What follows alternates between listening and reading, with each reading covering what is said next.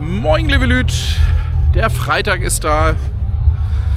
Mein Parkplatz ist mit im Bereich des Inklusionscamps. Das ist nämlich auch so ein ganz wichtiger Punkt hier. Die haben also sich richtig Gedanken gemacht, wie man Inklusion vernünftig umsetzen kann. Mit ganz vielen Details. Sehbehinderte zum Beispiel finden auch im Infield an jedem der Stände einen QR-Code. Damit kann man dann das Angebot des jeweiligen Standes dann scannen und kriegt dann die Speisekarte übers Internet vorgelesen. Ebenso gibt es entsprechende Farbmarkierungen, die besonders stark hervorgehoben sind, weil nicht alle Sehbehinderte sind komplett blind, sondern sie haben eine Restsehfähigkeit. Hier hat man mit ausgedienten Transportbändern entsprechend dafür gesorgt, dass ein Rollstuhlfahrer es auch ein bisschen leichter hat, hier übers Gelände zu rollen. Und es gibt hier Pflegedienste. Was es konkret an Pflegeangebot gibt, weiß ich nicht. Es gibt entsprechende Kontaktmöglichkeiten. Wenn ihr also fürs nächste Jahr irgendwo plant, dann könnt ihr da durchaus mal fragen, was denn von eurem Bedarf hier abgedeckt werden kann. Und ich werde jetzt da mal fragen, ob die mir ein bisschen was erzählen können.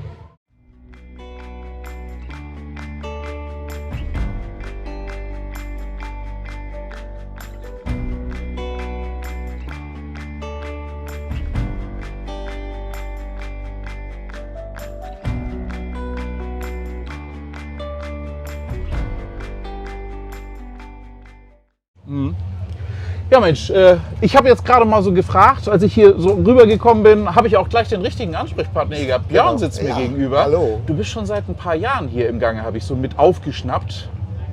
Also ich bin hier seit 2016 Gast, Ja. weil mir gesagt wurde, das ist hier so ein geiles Festival, weil ich bin ja Rollstuhlfahrer und mir wurde gesagt, dass ich hier hingehen soll, wenn ich Rollstuhlfahrer bin, weil das hier ganz gut inklusiv ist und bin dann hergekommen und habe festgestellt, ja, auch 2016 waren sie schon ganz gut. Aber du hast dich damit nicht zufrieden gegeben, ne? Nee. Also ich habe schon immer so, also immer wenn ich irgendwo auf Barrieren stoße, dann versuche ich die immer aus der Welt zu schaffen, weil es ist mir ein Anliegen, dass Menschen mit Behinderung irgendwie ein gutes Leben führen können. Weil wie hat heute Morgen jemand zu mir gesagt? Lord of Inclusion. Ja, da empfehle ich euch auch, also das verlinke ich auch unter dem Video. Guckt mal auf den Kanal von Herrn Dark, ne, das ist der Chris, der Siffi wird er hier auch gerne genannt. Der hat auch schon ein super Interview mit dir gemacht. Danke. Und da kommt nämlich genau die Geschichte mit dem Parkplatz, wie das gekommen ist. Ne, das könnt ihr euch bei ihm auf dem Kanal auch nochmal angucken. Ja, genau. Ne? Ja, es war natürlich gar nicht beschwert, sondern es war so, dass der Tagesparkplatz einfach auf dem Berg lag und das ist für einen Rollifahrer einfach scheiße. Einfach, wenn man abends dann wieder den Berg so, und ich bin soll, eben, wie gesagt, jemand, der dann den Mund aufmacht und einfach mal fragt. Ne? Weil wenn man freundlich fragt, dann kriegt man meistens auch freundliche Antworten. Und das ist halt dann jetzt sofort verstanden, was es ist, hat mir gleich irgendwie die Möglichkeit gegeben, nicht oben am Berg zu parken, sondern eben so, dass ich eben als gut ins Festivalgelände kam. Und irgendwie ist der Kontakt nie so wirklich abgerissen. Immer wenn sie eine Frage hat, hat sie mich angerufen irgendwie und ja. Und heute bin ich halt Lord of Inclusion. Und das ist nämlich das, ich bin jetzt eigentlich nur so als Nebenprodukt, ich bin akkreditiert worden, das ist für mich auch immer ganz wichtig, weil sonst kann ich einfach keine Videoaufnahmen machen und ohne Videos bringt das für mich auf dem Kanal halt wenig, für YouTuber.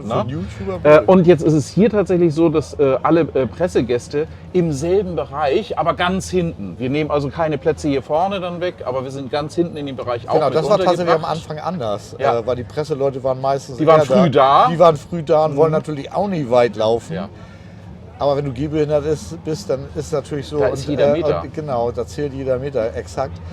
Und ja, das konnten wir ändern. Ja. Egal, ob du ein Autist bist, ne? Also egal, ob du schwerstbehindert bist, also in so einem E-Rolli sitzt und vom Hals ab, oh, ich fasse immer dein Mikro an, sorry, vom Hals ab gelähmt bist, irgendwie so. Wir möchten diesen Menschen allen die Möglichkeit geben, hier hinzukommen. Und das ist sozusagen der Plan hinter diesem Projekt. So, und was gibt es jetzt hier alles? Da haben wir uns natürlich Gedanken gemacht, was brauchst du denn? Ne? Und wir haben jetzt festgestellt, wir hatten mal einen Schwerstbehinderten hier, also musst du auch gucken, dass es einen Pflegecontainer gibt, irgendwie, wo dann auch ein Schwerstbehinderter auf einer Pflegeliege und eine Dusche bekommen kann. Wir haben die Begleitperson ist bei uns am Festival frei. Also wenn du einen Schwerbehindertenausweis hast und in dem Schwerbehindertenausweis ein B oder ein H ist, dann bekommt die Begleitperson hier auf dem Festivalgelände freien Eintritt. Ja. Das ist aber völlig unabhängig hier vom Inklusionscamp. Hier kannst du uns, also wir haben hier eine E-Mail-Adresse, inklusion@rockharz.com. Nochmal? Inklusion@rockharz.com.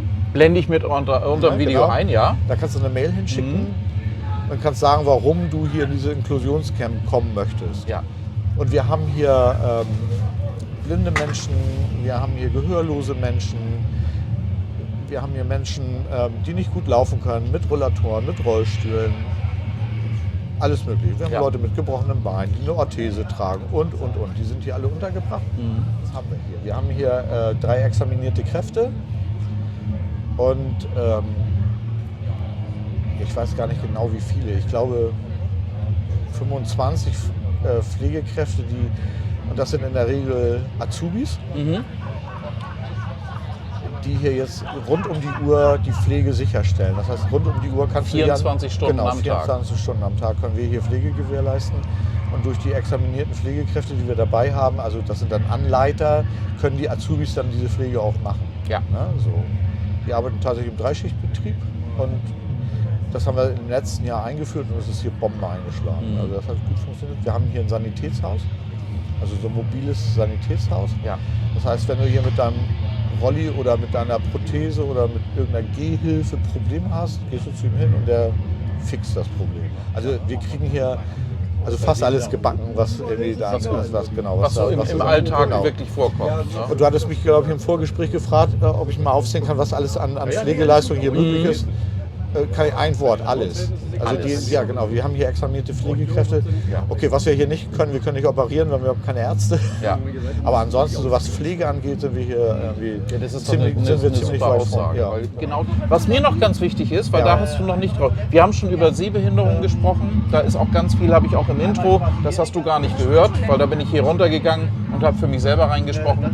Die Speisekarten, die man dann über QR-Code sich dann vorlesen lassen kann, das habe ich alles schon mit drin gehabt.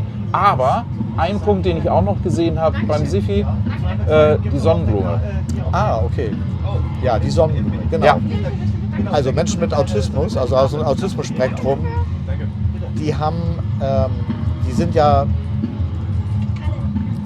das Problem, dass man die zum Beispiel, also es gibt ganz viele Eigenschaften von Autisten, aber eine ist zum Beispiel, dass sie nicht angefasst werden dürfen. Ja. Weil das ist für die nicht so gut. Und das bedeutet Stress, ne? Genau, weil das löst bei denen sehr starkes Unbehagen aus. Ja. Ne? Also wirklich, das ist für uns, die das nicht haben, das kann man nicht nachvollziehen. Genauso wie du nicht nachvollziehen kannst, wie das ist, im Rollstuhl zu sitzen oder blind zu sein. So können wir das nicht nachvollziehen, wie das ist, wenn man dieses Problem hat. Ja. Also, und darauf haben wir auch reagiert. Also es gibt noch ganz viele Sachen, die da reinspielen, die ich jetzt gar nicht alle aufzählen will. Also wenn man sich mit Autismus, weil ich nicht Experte bin. Ne? Ja. So, und ich nehme immer dieses plakative Beispiel mit dem Anfassen. Das hat auch nicht jeder Autist so stark, aber es ist für mich halt dieses plakative Beispiel. Also verstehst du, ne? Also es gibt ganz viele... Ist ja ganz wichtig, weil man sieht gerade in dem Bereich, sieht man ja, was du vorhin schon gesagt hast, den Rollstuhl sieht man. Genau. Das sieht man nicht. Genau. Und wir haben hier Security, die an allen Ecken und Kanten arbeitet, ne? Die ja es üblicherweise eigentlich gewohnt ist, im Zweifelsfall auch den Körperkontakt mal zu nehmen. Kannst du mal zur Seite gehen, ne? Ja. So, irgendwie sowas. Ne? So, und es kommt aus Amerika, die Sonnenblume ist das Zeichen für Autismus. Und wir haben uns jetzt dieses Jahr entschlossen, auch eine Sonnenblume für die Autisten anzubieten, die sie haben wollen. Das muss ja keiner nehmen, das ist ja alles freiwillig hier. Das ist ja alles freiwillig hier. Du musst auch nicht hier in das Camp. Du kannst genauso gut mit deiner Behinderung im normalen Camp. Sind auch ganz viele. Ja, ich habe ganz viele Rollstühle in ganz normalen Campgrounds überall gesehen. sind blinde Menschen. Alles, was es hier gibt, gibt es auch da. Ja. Also, deswegen ist es so ein bisschen komisch. Ich sage immer Inklusionscamp, was wir einzäunen. Das ist eigentlich die perfekte Exklusion. Ich rede mich immer noch ein bisschen damit aus, dass ihr von der Presse hier mit drin seid und die VIP-Leute. Ist eigentlich nur für uns. Ja, genau.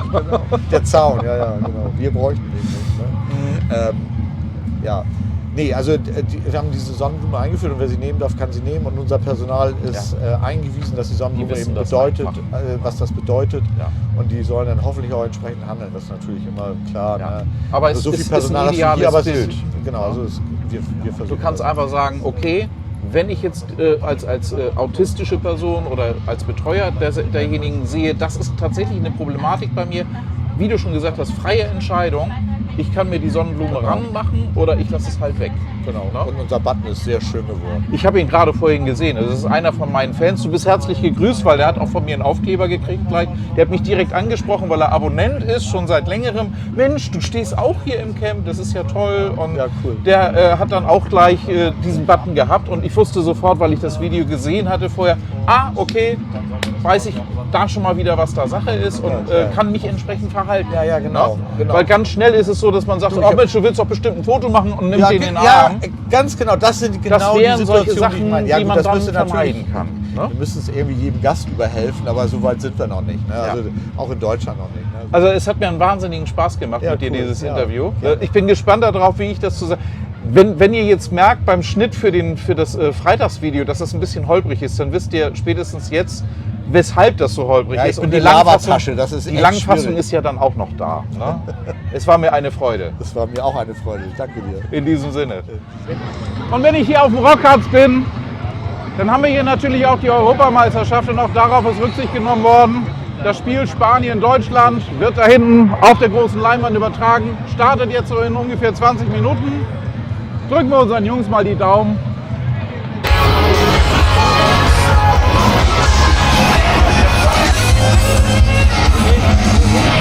Und hier, meine Damen und Herren, sehen wir Kevin und wir sehen Anneliese.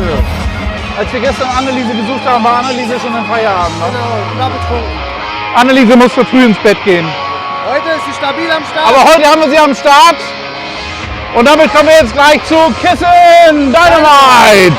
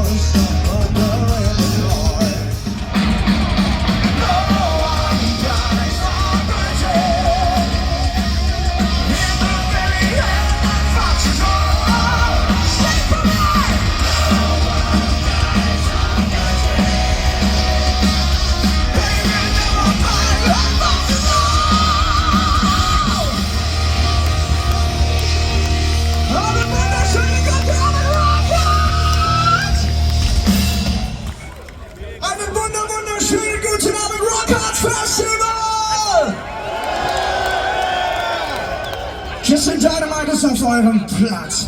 Das heißt, we bring back Stadium Rock. Und wir haben eine neue Platte seit heute draußen, Freunde. Back with a Bang heißt sie und sie ist so gelb wie dieses Pavillon da drüben. Man denkt an nichts Böses und kriegt plötzlich ein Bier ausgegeben. Vielen Dank. Prost.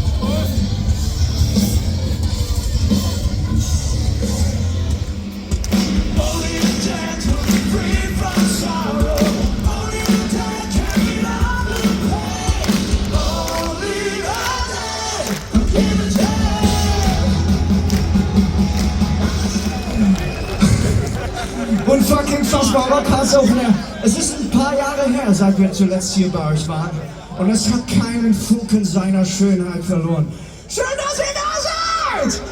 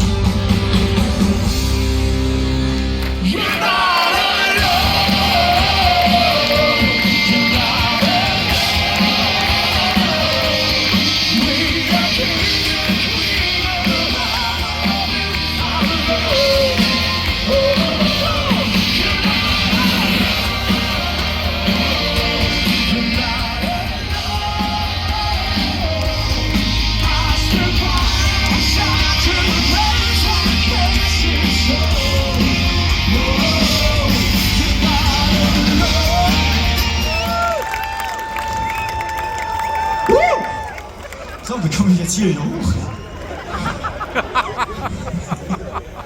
Die Bühne ist hoch, ja.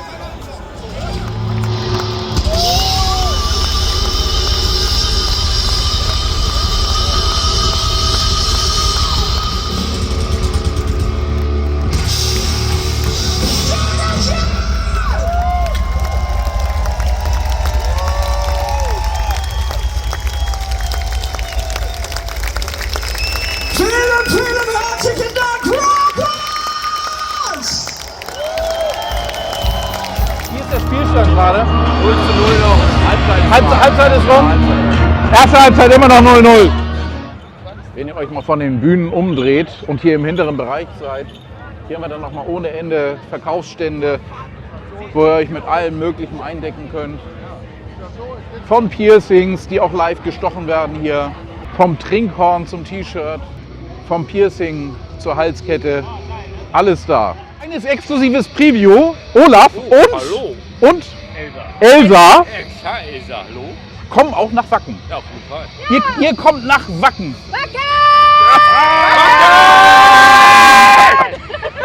Und damit könnt ihr euch auch freuen, weil auf dem Wacken bin ich dieses Jahr auch wieder im Gang natürlich. Ne? Und wenn ihr noch jemanden habt, den ihr ärgern müsst, hier sind die ganzen Voodoo-Puppen in klein und in groß.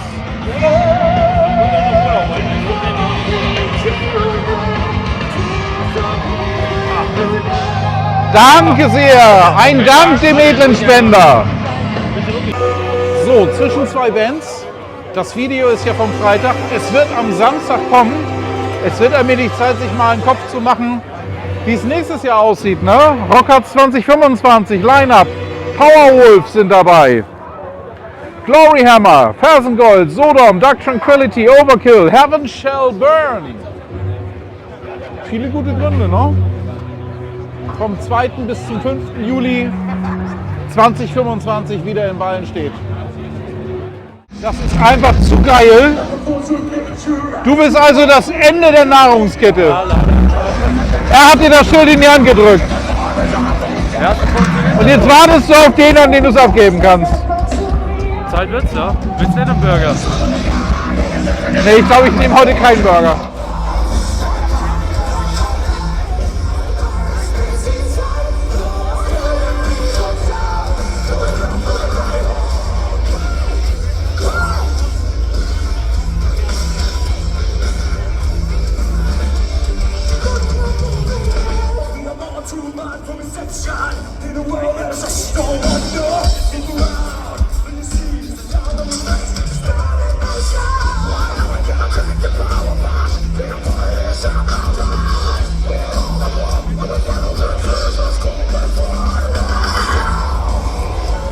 Amaranth reißen gerade nicht die Bühne ab, aber es ist so schweinekalt und ich bin hier mit einem kurzen T-Shirt, das nützt nichts.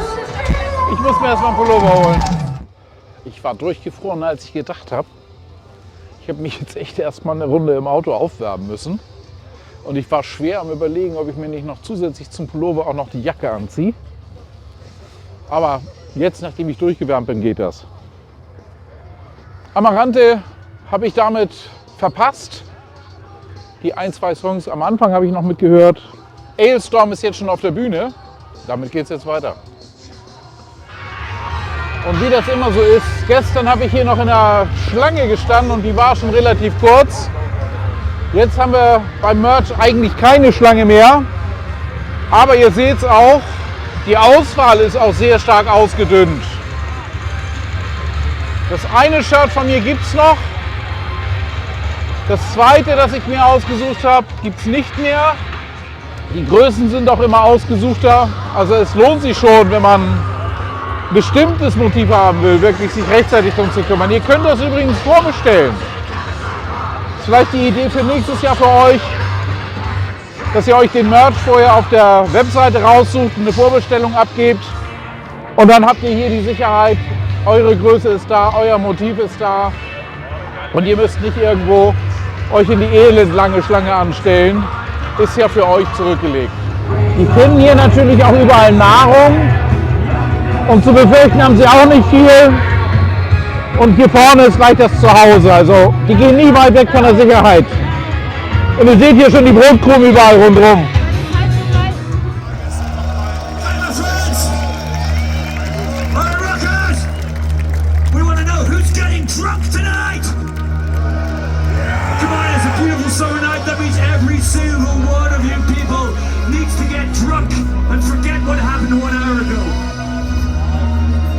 This one's for all the alcoholics out there. This is Hangover! You've got a hangover. Whoa! You've been drinking too much. Sure.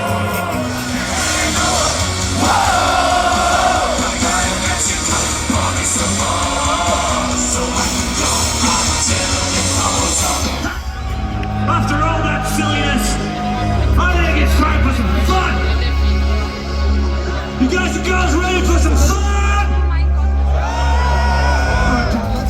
Workers! You all know this one. If you don't, what the fuck are you here? This is Mexico!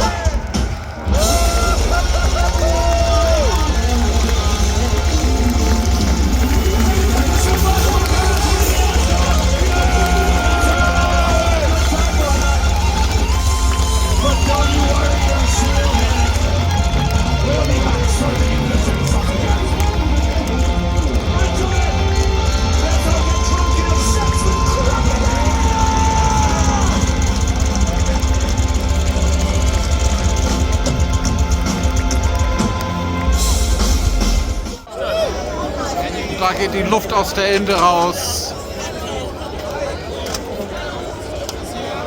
Aber Spaß gemacht hat's. Und jetzt geht's weiter mit Dimmu Borgir.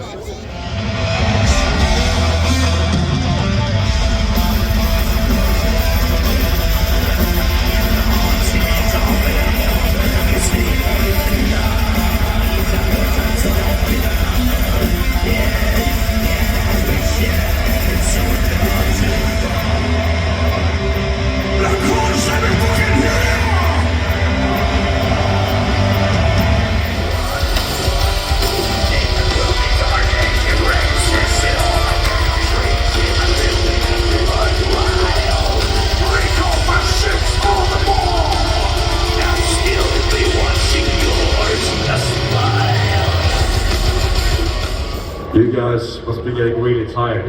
Am I right? Or can you handle one more song? Okay, so maybe 2 songs then. The battle race on and on.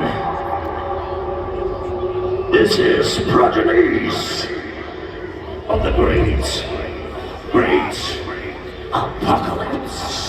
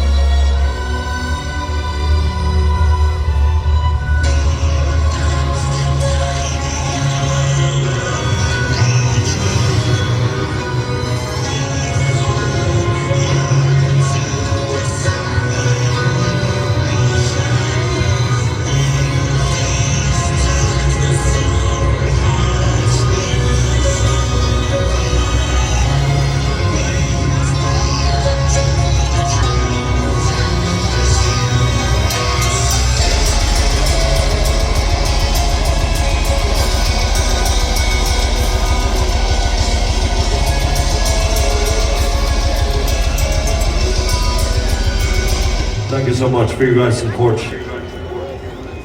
Alright, and then this will be a last song for tonight. We are Dimmu Borgir from Norway. Das dürfte Dimmu Borgir gewesen sein. Wie das Leben manchmal so spielt. Ich habe die letzte Band verpasst. Wir haben uns festgequatscht vorne. Es war auch gerade gute Musik da. Und die Getränke waren auch gut. Aber damit habe ich jetzt leider für heute Abend die letzte Band verpasst. Das macht aber nichts. Den Freitag haben wir damit gut hinter uns gebracht. Wenn euch dieses Video gefallen hat, lasst mir ein Like da, lasst mir ein Abo da. Wer nicht abonnieren will, ist nicht so schlimm. Aber ihr verpasst ganz meine Videos mehr und ich freue mich über jedes eure Abos. Und mal ganz ehrlich, ihr könnt meinem Kanal wirklich unheimlich helfen, wenn ihr einfach mal den Abo-Button drückt. Bis zum nächsten Mal. Euer Michael.